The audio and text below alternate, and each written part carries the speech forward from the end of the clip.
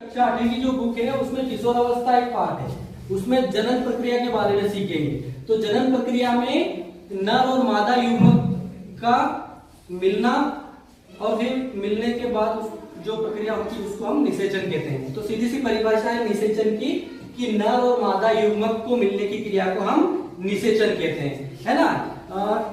नर युग्मक और मादा युग्मक इन दोनों से मिलकर युग्मनज बनता है। क्या बनता है?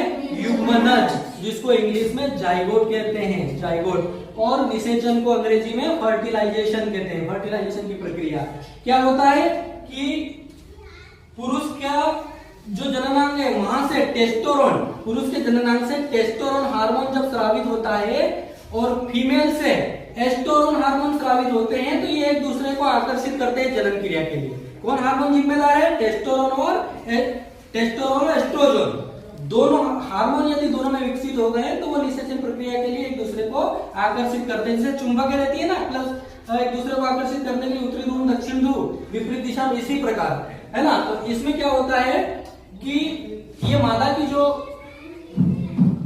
यूटेरस है इसमें से अंडाणु जो है बाहर विकसित होकर बाहर आते हैं और नर का स्पर्म शुक्राणु बाहर आते हैं तो फिलोपियन ट्यूब में निषेचन होता है। कहां होता है? फिलोपियन ट्यूब में निषेचन होता है। यहां याद रखना, यूटेरस में नहीं होता है, फिलोपियन ट्यूब में इनका निषेचन प्रक्रिया पूर्ण होती है ना।